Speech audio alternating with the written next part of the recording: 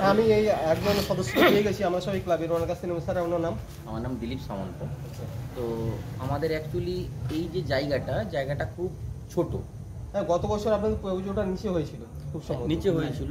আমরা অনেক কষ্টসৃষ্ট করে এই মণ্ডপটাকে একটু ছাদটা ঢেলে একটা করেছি, কিন্তু আমাদের যদি জায়গাটা বড় থাকতো আমরা আরও বিশেষ কিছু করে দেখাতে পারতাম, কিন্তু আমাদের জায়গাটা এমন একটা সংকীর্ণর মধ্যে পড়ে গেছে, যেহেতু আমরা বিশেষ কিছু করে দেখাতে পারিনি। এইটুকুর মধ্যে আমরা যেটুকুন করতে পেরেছি আমাদের কাছে এইটাই অনেক, এবং দিদি যেটা দিয়েছে সেটাও অনেক।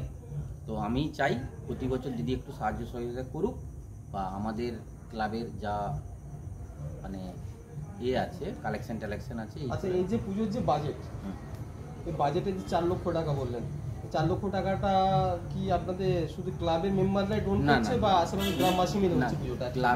ক্লাবের যেহেতু আপনাদের এখানে দেখলাম অ্যাড্রেস লেখা আছে হরিরামপুর মাছ বাজার মানে এটা মাছ বাজার বললেই চিনবে, কারণ আমাদের হরিরামপুর গ্রামে দুটো পুজো। হ্যাঁ, আচ্ছা, পুজোর মধ্যেই কোনো কম্পিটিশন আছে? না, কম্পিটিশন কিছু নেই, মানে মিলেমিশেই হয়। আচ্ছা, তো হলেও কোনো বাধা বিপত্তি এরকম কিছু নেই। তো আমাদের এই পুজোটা অনেক পুরনো, তারা অনেক পরে করেছে।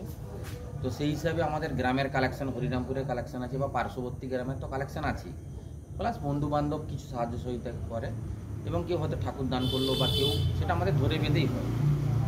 তো সেই হিসাবে আমরা চাই যদি জায়গাটা আমাদের বড় হতো, আমরা আরও কিছু থিম করে দেখাতাম। মানে আমরা করে দেখাতাম নয়, মানে আমরা করতাম, কিন্তু আমাদের পজিশনটা খুবই ছোট, মানে হয়তো 20 থেকে 30 ফুটের মধ্যে আমাদের প্যান্ডেলটাকে।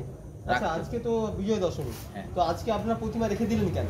আমরা প্রতিমা রেখে দিলাম এই জন্যই, কারণ আমাদের এইখানে দর্শকরা চাইছে, বা আমরাও চাই যে দশমীর দিনে আমরা বিজয় না করে আমরা যদি একাদশীর দিনে করি, তাহলে আজকের দিনে অনেক দর্শনার্থী এসে আমাদের প্যান্ডেলটা বা আমাদের প্রতিমা দর্শনটা করবার সুযোগ পাবে।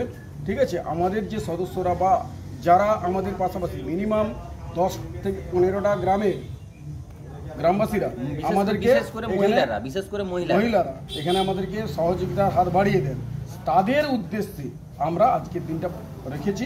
কালকে আমরা 11টা থেকে বিসর্জন শুরু করব, এবং শোভাযাত্রা সহকারে আমরা মহিলারা যে সিঁদুর খেলা বা সবকিছু যেটা করে, এই জন্যই আমরা এই জন্যই আমাদের ধন্যবাদ আমরা সবাই ক্লাবকে।